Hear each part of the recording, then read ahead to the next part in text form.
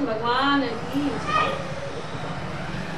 वेदा विनाशनम नित्यम ये एनम जम्य व्ययम कथम से पुरुषे पार्थ कम घातयति हंति कम। इस शरीर का कभी नाश नहीं हो।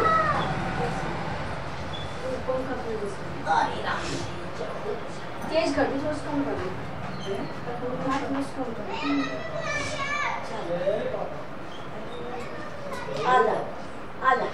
इस शरीर का कभी नाश नहीं होता, इसमें कभी कोई परिवर्तन नहीं होता, इसका कभी जन्म नहीं होता और इसमें कभी किसी तरह की कोई कमी नहीं आता। ऐसा जो ठीक अनुभव कर लेता है वह पुरुष कैसे किसको मारे और कैसे किसको मरवाए, अर्थात दूसरों को मारने और मरवाने में उस पुरुष की प्रवृत्ति नहीं हो सकती। वह किसी क्रिया का न तो कर्ता बन सकता है और न कारिता बन सकता है। यहाँ भगवान ने शरीर को अविनाशी, नित्य, अज, शरीर को अविनाशी, नित्य, अज और अव्यय कहकर उसमें 6 विकार का निषेध किया है। जैसे अविनाशी कहकर मृत्यु रूप विकार का, नित्य कहकर अवस्थान्तर होना और बढ़ना रूप विकार का, अज कहकर जन्म होना और जन्म के बाद होने वाली सत्ता रूप विकार का तथा अव्यय कहकर 6 रूप विकार का निषेध किया गया है। शरीर में किसी भी क्रिया से किंचन मात्र भी कोई विकार नहीं होता। अगर भगवान को न हन्यते हन्य माने शरीरे और कम घातयति हांति कम, इन पदों में शरीर के कर्ता और कर्म बनने का ही निषेध करना था, तो फिर यहाँ करने न करने की बात कहकर मरने मारने की बात क्यों कही? इसका उत्तर है कि युद्ध का प्रसंग होने से यहाँ यह कहना जरूरी है कि शरीरी युद्ध में मारने वाला नहीं बनता, क्योंकि इसमें कर्तापन नहीं है। जब शरीरी मारने वाला अर्थात कर्ता नहीं बन सकता, तब यह मरने वाला अर्थात क्रिया का विषय भी कैसे बन सकता है? तात्पर्य यह है कि शरीरी किसी भी क्रिया का कर्ता और कर्म नहीं बनता, अतः मरने मारने में शोक नहीं करना चाहिए।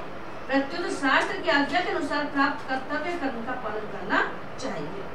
उत्पन्न होने वाली वस्तु तो स्वतः मिटती है, उसको मिटाना नहीं पड़ता, पर जो वस्तु उत्पन्न नहीं होती वह कभी मिटती ही नहीं।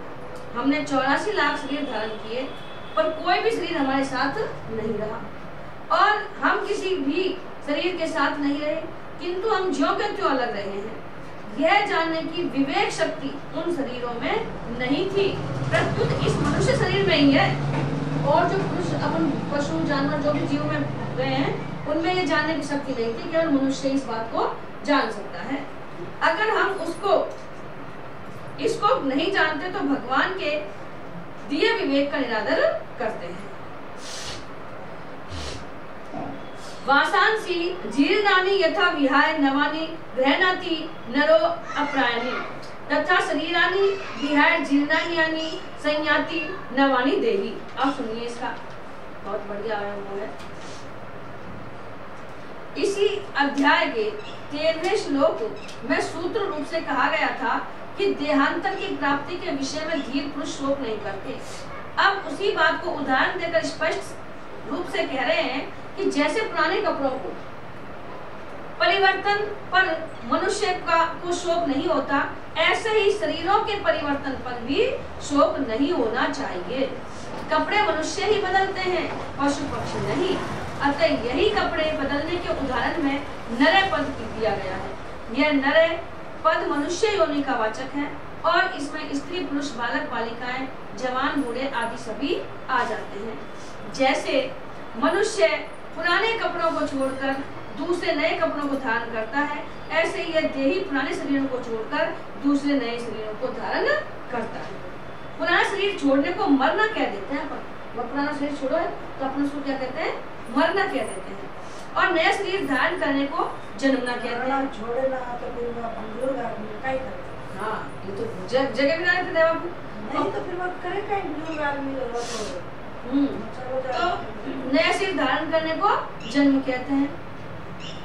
जब तक प्रकृति के साथ संबंध रहता है, तब तक यह देही पुराने शरीर को छोड़कर कर्मों के अनुसार या अंतकालीन चिंतन के अनुसार नए नए शरीरों को प्राप्त होता रहता है। यहाँ शरीरानी पद में बहुवचन देने का तात्पर्य है कि जब तक शरीरी को अपने वास्तविक स्वरूप का यथार्थ बोध नहीं होता, तब तक यह शरीरी अनंत काल तक शरीर धारण करता ही रहता है। जब तक इसको ये जान बोध नहीं होता, तत्व का ज्ञान नहीं होता कि शरीर अलग है और आत्मा अलग है, तब तक वो इस मोह बंधन में फंसा रहता है और जन्म पर जन्म लिया जाता है।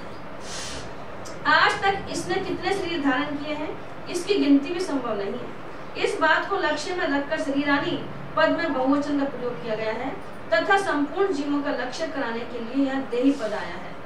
यहाँ श्लोक के पूर्वार्ध में तो जीर्ण कपड़ों की बात कही है और उत्तरार्ध में जीर्ण शरीरों की।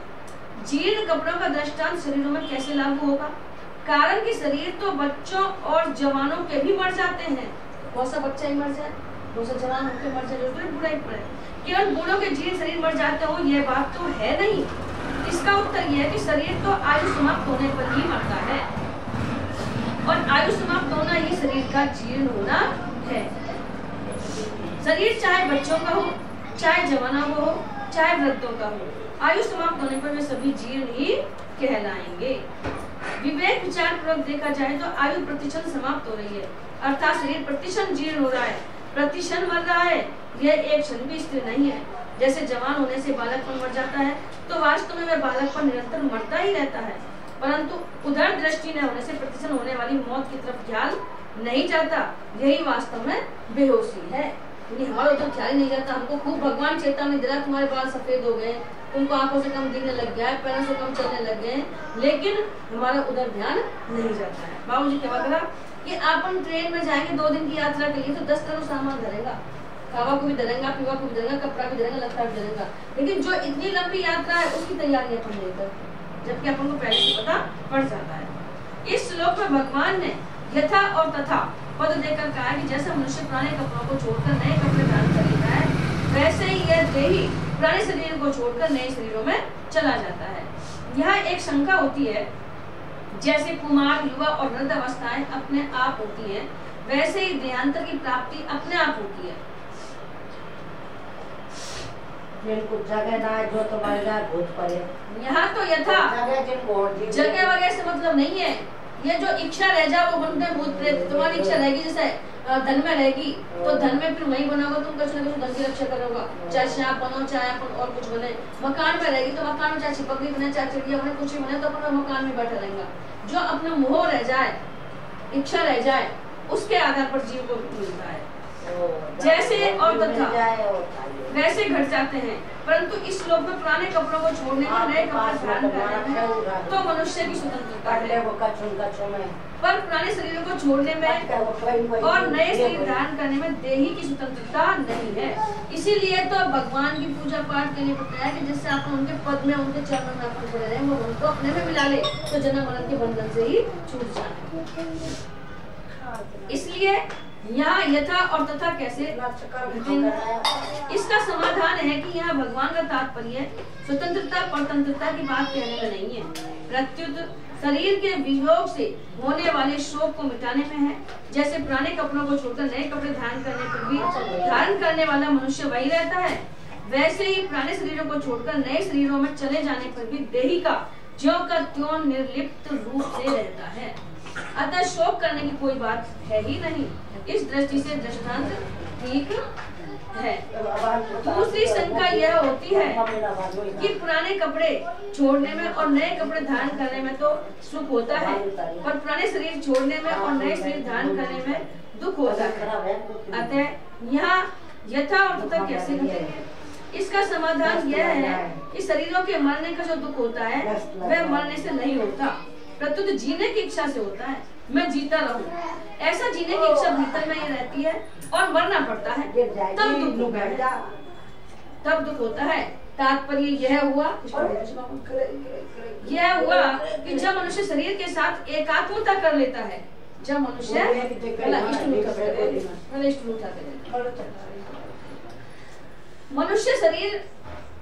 के साथ एकात्मता कर लेता है, तब वह शरीर के मरने से अपना मरना मान लेता है और दुखी होता है। परंतु जो शरीर के साथ अपनी एकात्मता नहीं मानता, उसको मरने में दुख नहीं होता। जो शरीर को अलग मानता है और शरीर को अलग मानता है तो मरने पर उसको दुख नहीं होता, प्रत्युत आनंद होता है। जैसे मनुष्य कपड़ों के साथ अपनी एकात्मता नहीं मानता तो कपड़ों को बदलने में उसको दुख नहीं होता है, कारण कि वहाँ उसका यह विवेक स्पष्ट जागृत रहता है कि कपड़े अलग हैं और मैं अलग हूँ। फट गया तो कोई बात ना, दूसरा बदल गया, दुख थोड़ी होगा, कपड़े फटा फेंक दिया अपन ने। लेकिन शरीर जब जाता है, शरीर नहीं फेंक रहा, परंतु वही कपड़ों का बदलना अगर छोटे बच्चों का किया जाए तो पुराने कपड़े उतारने में और नए कपड़े धारण करने में भी रोता है। उसका यह दुख केवल मूर्खता से, नासमझी से होता है। इस मूर्खता को मिटाने के लिए ही भगवान ने यहाँ यथा और तथा पद देकर कपड़ों का दृष्टांत दिया है। यहाँ भगवान ने कपड़ों के धारण करने में तो ग्रहणाति धारण करता है, क्रियाति, पर शरीरों के धारण करने में संज्ञाति जाता है, क्रियाति। ऐसा क्रिया भेद भगवान ने क्यों किया? लौकिक दृष्टि से बेसमझी के कारण ऐसा दिखता है कि मनुष्य अपनी जगह रहता हुआ ही कपड़ों को धारण करता है और देहांतर की प्राप्ति में देही को उन देहों में जाना पड़ता है।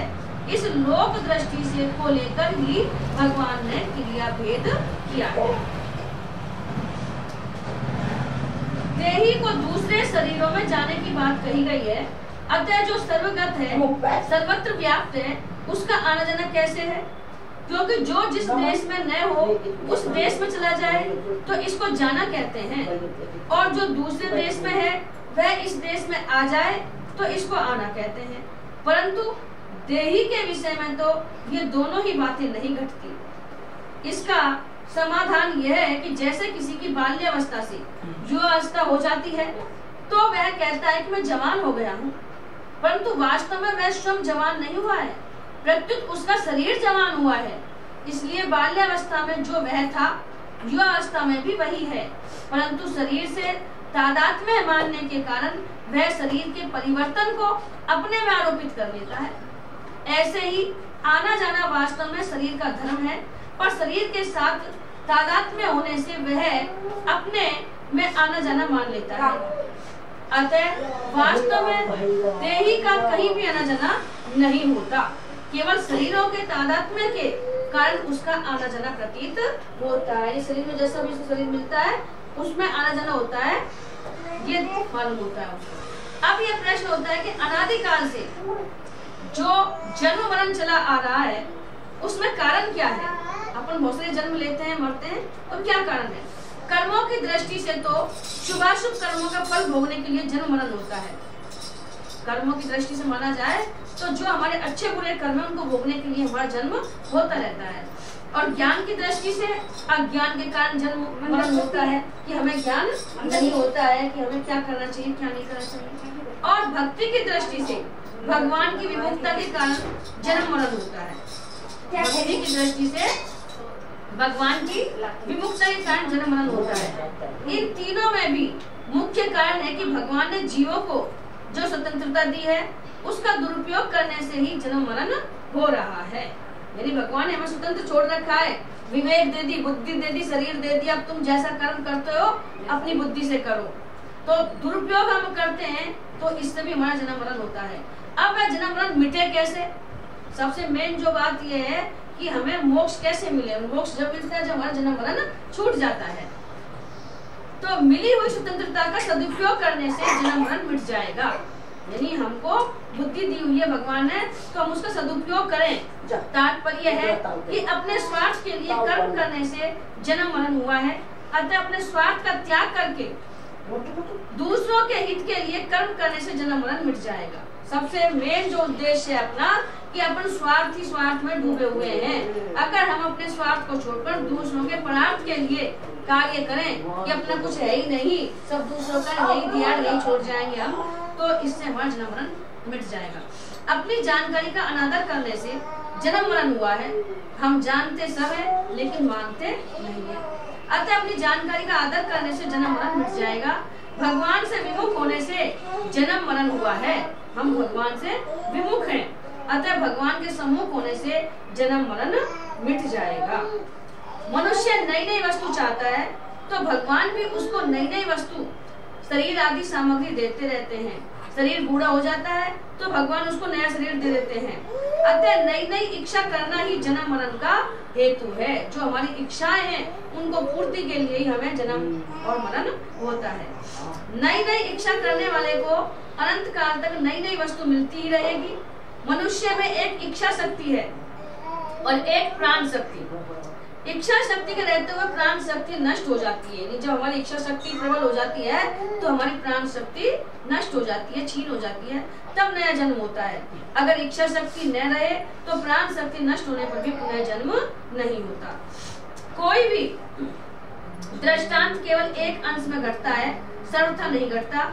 यहाँ पुराने कपड़े छोड़कर नए कपड़े बदलने का दृष्टांत केवल इस अंश में है कि जैसे आदमी अनेक कपड़े बदलने पर भी एक ही रहता है, ऐसे ही स्वयं अनेक योनियों में अनेक शरीर धारण करने पर भी वह वही का वही रहता है।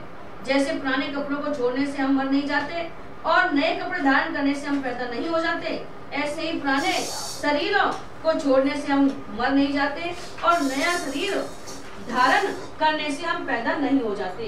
तात्पर्य है कि शरीर मरता है, हम नहीं मरते। अगर हम मर जाए तो फिर पुण्य पाप का फल कौन भोगेगा?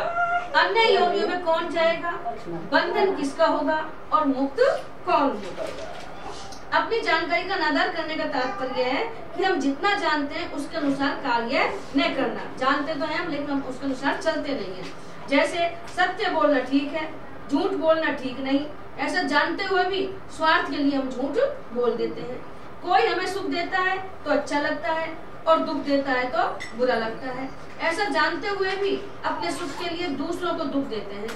ऐसे ही हम जानते हैं कि शरीर आदि सब जानने वाले हैं, रहने वाले नहीं हैं, फिर भी इनमें मोह ममता करते हैं। यही अपनी जानकारी का अनादर है। यही हम जानते हैं लेकिन उस जानकारी को हम मानते हैं। नैनम छिद्दन्ति शस्त्राणि नैनम दहति पावके न चैनम क्लेदान्तपो न शोषति मारुते। इस शरीर को शस्त्र नहीं काट सकते। जो आत्मा है अपने अंदर उसको ना शस्त्र काट सकते हैं, क्योंकि ये प्राकृत शस्त्र वहां तक पहुंच ही नहीं पाते हैं।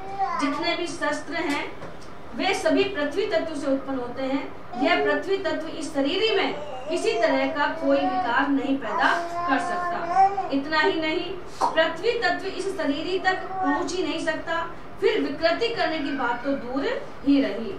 नैनम दहति पावके, अग्नि इस शरीर को जला नहीं सकती। यानी आत्मा को न तो कोई जला सकता है, न काट सकता है, न सुखा सकता है, इसका कोई भी नष्ट नहीं कर सकता, क्योंकि अग्नि वहां तक पहुंच ही नहीं सकती।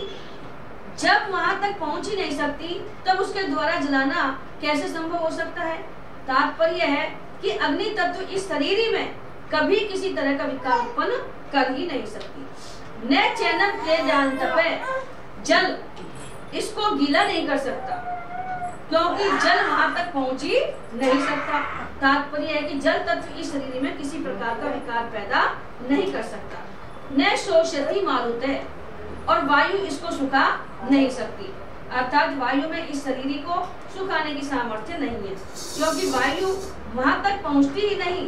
तात्पर्य है कि वायु तत्व इस शरीर में किसी तरह की विकृति पैदा नहीं कर सकता। पृथ्वी, जल, तेज, वायु और आकाश, ये 5 महाभूत कहलाते हैं, और इन 5 महाभूतों से ही अपने शरीर का निर्माण हुआ है। भगवान ने इनमें से 4 ही महाभूतों की बात कही है। ये पृथ्वी, जल, तेज और वायु इस शरीर में किसी तरह की विकृति नहीं कर सकते, परंतु 5वां महाभूत आकाश की कोई चर्चा ही नहीं की है। इसका कारण यह है कि आकाश में कोई भी क्रिया करने की शक्ति नहीं है। क्रिया अर्थात विकृति करने की शक्ति तो इन 4 महाभूतों में ही है। आकाश तो इन सबको अवकाश मात्र देता है। पृथ्वी, जल, तेज और वायु ये चारों तत्व आकाश से ही उत्पन्न होते हैं, पर वे अपने कारणभूत आकाश में भी किसी तरह का विकार पैदा नहीं कर सकते। अर्थात पृथ्वी आकाश का छेदन नहीं कर सकती, जल गीला नहीं कर सकता, अग्नि जला नहीं सकती और वायु सुखा नहीं सकती। जब ये चारों तत्व अपने कारणभूत आकाश को, आकाश के कारणभूत महतत्व को और महतत्व के कारणभूत प्रकृति को भी कोई क्षति नहीं पहुंचा सकते, तब प्रकृति से सर्वथा अतीत शरीर तक ये पहुंच ही कैसे सकते हैं। इन गुण युक्त पदार्थों की इस निर्गुण तत्व में पहुंच ही कैसे हो सकती है? नहीं हो सकती। शरीर नित्य तत्व है। पृथ्वी आदि चारों तत्वों को इसी से सत्ता स्फूर्ति मिलती है, अतः जिससे इन तत्वों को सत्ता स्फूर्ति मिलती है उसको कैसे विकृत कर सकते हैं। यह शरीर सर्वव्यापक है और पृथ्वी आदि चारों तत्व व्याप्य हैं, अर्थात शरीर के अंतर्गत है ये चारों तत्व जो। अतः व्याप्य वस्तु व्यापक को कैसे नुकसान पहुंचा सकती है? उसको नुकसान पहुंचाना संभव ही नहीं है। यहाँ युद्ध का प्रसंग है, ये सब संबंधी मर जाएंगे, इस बात को लेकर अर्जुन शोक कर रहे हैं। अतः भगवान कहते हैं कि ये कैसे मर जाएंगे, क्योंकि वहां तक अस्त्र शस्त्रों की क्रिया पहुंचती ही नहीं है। आत्मा को तो कोई मार ही नहीं सकता, वहां शस्त्र पहुंच नहीं सकते, अर्थात शस्त्र के द्वारा शरीर कट जाने पर भी शरीर नहीं कटता। अग्न्यास्त्र के द्वारा शरीर जल जाने पर भी शरीर नहीं जलता। वरुणास्त्र के द्वारा शरीर गल जाने पर भी शरीर नहीं गलता, और वाय्यास्त्र के द्वारा शरीर सूख जाने पर भी शरीर नहीं सूखता। तात्पर्य है कि अस्त्र शस्त्रों के द्वारा शरीर मर जाने पर भी शरीर नहीं मरता, प्रत्युत ज्यों का त्यों निर्विकार रहता है। अतः इसको लेकर शोक करना तेरी बिल्कुल ही बेसमझी है। हम कहते हैं कि शरीर है तो परिवर्तन शरीर में होता है शरीर में नहीं होता। जैसे काठ है तो विकृति काठ में आती है में नहीं आती। काठ कटता है नहीं कटता। काठ जलता है नहीं जलता। काठ गीला होता है है नहीं, गीला नहीं होता। काठ सूखता है नहीं सूखता। काठ कभी एक रूप रहता ही नहीं और है कभी अनेक रूप होता ही नहीं। अच्छेदो अयमादो हयो अयम क्लेदो शोष्य एव च नित्य सर्वगत स्थाणुचलो अयम सनातन है। शस्त्र इस शरीर का छेदन नहीं कर सकते। इसका मतलब यह नहीं है कि शस्त्रों का अभाव है या शस्त्र चलाने वाला अयोग्य है। प्रत्युत छेदन रूपी क्रिया शरीर में प्रविष्ट ही नहीं हो सकती। यह छेदन होने के योग्य ही नहीं है। शस्त्र के सिवाय मंत्र, शाप आदि से भी इस शरीर का छेदन नहीं हो सकता। जैसे याज्ञवल्क्य के प्रश्न का उत्तर न दे सकने के कारण उनके शाप से शाकल्य का मस्तक कटकर गिर गया, ये बृहदारण्यक में है। इस प्रकार देह तो मंत्रों से वाणी से कर सकता है, पर देही सर्वथा अच्छेद है। यह शरीर अदाग्रह है क्योंकि इसमें जलने की योग्यता ही नहीं है। अग्नि के सिवाय मंत्र, शाप आदि से भी यह देह जल नहीं सकती। जैसे दमयंती के शाप देने से व्याध बिना अग्नि के जलकर भस्म हो गया, इस प्रकार अग्नि, शाप आदि से वही जल सकता है जो जलने योग्य होता है। इस देही में तो दहन क्रिया का प्रवेश ही नहीं हो सकता। अक्लेद है, यह देह गीला होने योग्य नहीं है, अर्थात इसमें गीला होने की योग्यता ही नहीं है। जल से एवं मंत्र, शाप, औषधि आदि से गीला नहीं हो सकता। जैसे सुनने में आता है माल कोश राग के गाए जाने से पत्थर भी गीला हो जाता है। ये राग है, दीपक राग है, अग्नि राग है, तो माल कोश राग है, जिसको गाते हैं तो पत्थर भी गीला हो जाता है। एक बादल राग है, जैसे कोई दीपक राग गाए तो उसको बजाने के लिए बादल राग गाया जाता है तो बारिश हो जाती है। चंद्रमा को देखने से चंद्रकांत मणि गीली हो जाती है, परंतु यह देही राग रागनी आदि से गीली होने वाली वस्तु नहीं है। अशोष्य, यह देही अशोष्य है। वायु से इसका शोषण हो जाए यह ऐसी वस्तु नहीं है, क्योंकि इसमें शोषण क्रिया का प्रवेश ही नहीं होता। वायु से तथा मंत्र, शाप, औषधि आदि से यह देही सूख नहीं सकती। जैसे अगस्त्य ऋषि समुद्र का शोषण कर गए, अगस्त्य ऋषि पूरे समुद्र को पी गए, ऐसे इस देह का कोई अपनी शक्ति से शोषण नहीं कर सकता। अर्जुन नाश की संभावना को लेकर शोक कर रहे थे, इसलिए शरीर को अच्छेद, अदाह्य, अक्लेद और अशोष्य कहकर भगवान एवं 6 पदों से विशेष जोर देकर कहते हैं कि शरीर तो ऐसा ही है, इसमें किसी भी क्रिया का प्रवेश नहीं होता, अतः यह शरीर शोक करने योग्य है ही नहीं। नित्य, यह देही नित्य निरंतर रहने वाला है। यह किसी काल में नहीं था और किसी काल में नहीं रहेगा, ऐसी बात नहीं है। ये पहले भी था, अब भी है और आगे भी रहेगा, किंतु यह सब काल में नित्य निरंतर ज्यों का त्यों रहने वाला है। इसमें कोई परिवर्तन नहीं होता है, शरीर में परिवर्तन होता है। सर्वगत है, यह देह सब काल में ज्यों का त्यों ही रहता है, तो यह किसी देश में रहता होगा। इसके उत्तर में कहते हैं कि यह देह संपूर्ण व्यक्ति, वस्तु, शरीर आदि में एक रूप से विराजमान है। अचल, यह सर्वगत है तो यह कहीं आता जाता भी होगा।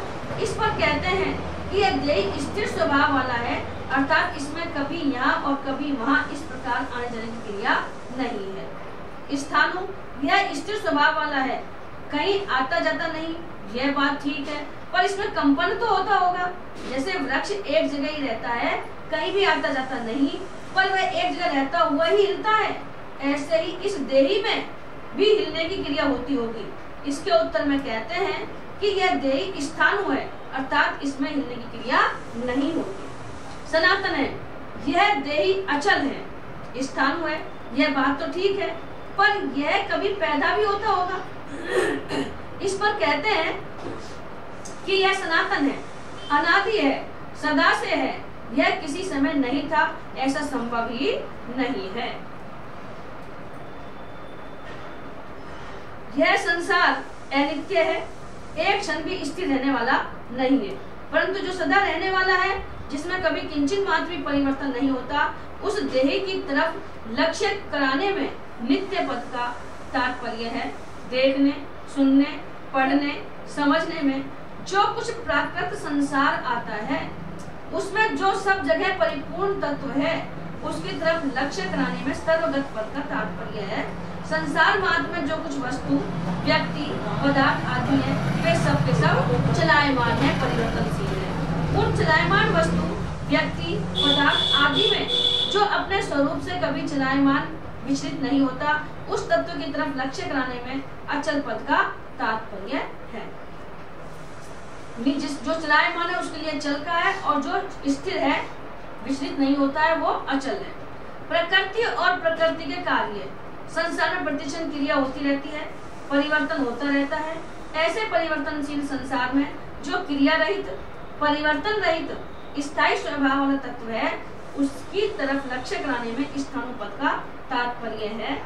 मात्र प्राकृत पदार्थ उत्पन्न और नष्ट होने वाले हैं तथा ये पहले भी नहीं थे और पीछे भी नहीं रहेंगे, परंतु जो न उत्पन्न होता है और न नष्ट होता है, तथा जो पहले भी था और पीछे भी हरदम रहेगा, उस तत्व देही अर्थात शरीरी की तरफ लक्ष्य कराने में सनातन पद का तात्पर्य है। उपयुक्त पांचों विशेषणों का तात्पर्य है कि शरीर संसार के साथ तादात्म्य होने पर भी और शरीर शरीरी भाव का अलग अलग अनुभव न होने पर भी शरीरी नित्य निरंतर एक रस और एक रूप रहता है। सर्वगत स्वयं देहगत नहीं है, प्रत्युत सर्वगत है, ऐसा अनुभव होना ही जीवन मुक्ति है। जैसे शरीर संसार में बैठा हुआ है, ऐसे हम शरीर में बैठे हुए नहीं हैं। शरीर के साथ हमारा मिलन कभी हुआ ही नहीं है ही नहीं और होगा ही नहीं, हो सकता ही नहीं। शरीर हमारे से बहुत दूर है, परंतु कामना, ममता, तादात्म्य के कारण हमें शरीर के साथ एकता प्रतीत होती है। हमें ये दिखाई देता है कि शरीर और आत्मा एक है, लेकिन वो कभी शरीर के साथ मिला ही नहीं, इसकी हमें जानकारी ही नहीं है। वास्तव में शरीर की जरूरत ही नहीं है, शरीर के बिना भी शरीरी मौज से रहता है। अव्यक्तो अयम चिंतयो अयम विकार्यो अयम मुच्यते तस्मात् देवं विदितत्वेन नानु शोचितु महर्षि। जैसे शरीर संसार स्थूल रूप से देखने में आता है, वैसे यह शरीर स्थूल रूप से देखने में आने वाला नहीं है। शरीर तो सबको दिखाई दे रहा है, लेकिन वो आत्मा दिखाई नहीं दे रही है, शरीर ही दिखाई नहीं दे रहा है, क्योंकि वह स्थूल सृष्टि से रहित है। अचिंतो अयम, मन बुद्धि आदि देखने में तो नहीं आते, पर चिंतन में आते ही हैं। अब तुम्हारा मन कैसा दिख रहा था, लेकिन चिंतन में दिखाई देता है, अर्थात ये सभी चिंतन के विषय हैं, परंतु यह देही चिंतन का भी विषय नहीं है, क्योंकि यह सूक्ष्म सृष्टि से रहित है। यह देही विकार रहित कहा जाता है, अर्थात इसमें कभी किंचित मात्र भी परिवर्तन नहीं होता। सबका कारण प्रकृति है, उस कारणभूत प्रकृति में भी विकृति होती है, परंतु इस देही में किसी प्रकार की विकृति नहीं होती, क्योंकि यह कारण सृष्टि से रहित है। यहाँ 24वें 25वें श्लोक में अच्छेद, अदाह्य, अक्लेद, अशोष्य, अचल, अव्यक्त, अचिंत्य और अविकार्य, इन 8 विशेषणों के द्वारा इस देही का निषेध मुख से और नित्य, सर्वगत, स्थाणु और सनातन, इन 4 विशेषणों के द्वारा इस देही का विधि मुख से वर्णन किया गया है। बिल्कुल सही है, परंतु वास्तव में इसका वर्णन हो नहीं सकता, क्योंकि यह वाणी का विषय नहीं है। जिससे वाणी आदि प्रकाशित होते हैं, उस देही को वे सब प्रकाशित कैसे कर सकते हैं? अतः इस देही का ऐसा अनुभव करना ही इसका वर्णन करना है। गूंगे का गुण मतलब इसको हम व्यक्त नहीं कर सकते, अकथनीय है, अवर्णनीय है। इसलिए इस देही को अच्छेद, अशोष्य, नित्य, सनातन, अविकार्य आदि जान ले, अर्थात ऐसा अनुभव कर ले, तो फिर शोक हो ही नहीं सकता। अगर शरीर को निर्विकार न मानकर विकारी मान लिया जाए तो भी शोक नहीं हो सकता। अर्थ चैनम नित्य जातम नित्यम व मन्यसे मृतम तथापि त्वं महाभावो नेवं शोचितु महर्षि।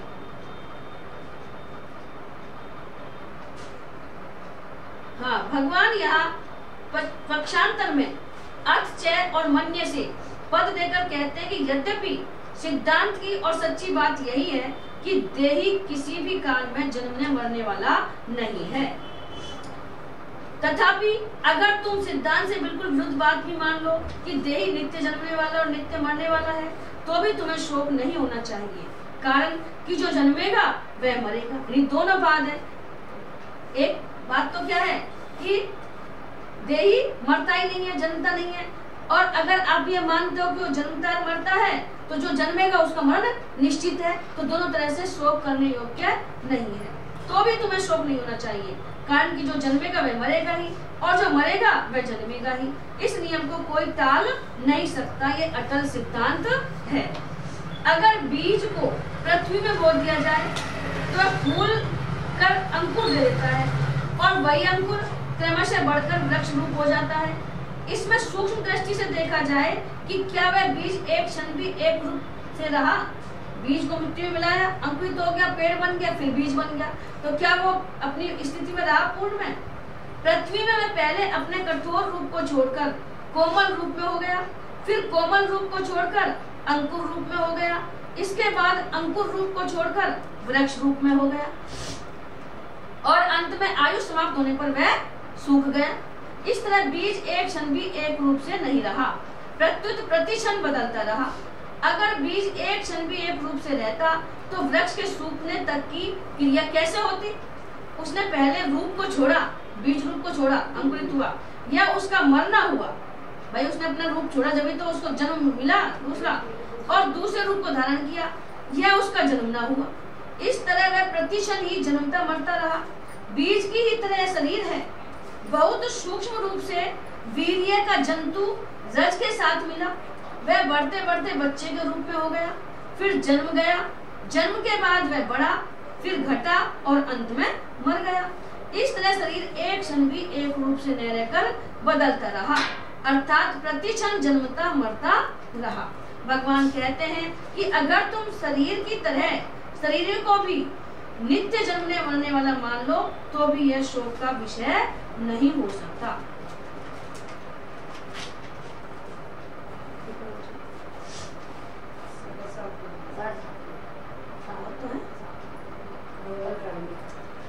बोलो श्री कृष्ण भगवान की जय। श्री कृष्ण गोविंद हरे मुरारी, हे नाथ नारायण वासुदेवा। श्री कृष्ण गोविंद हरे मुरारी, हे नाथ नारायण वासुदेवा, हे नाथ नारायण वासुदेवा, हे नाथ नारायण वासुदेवा।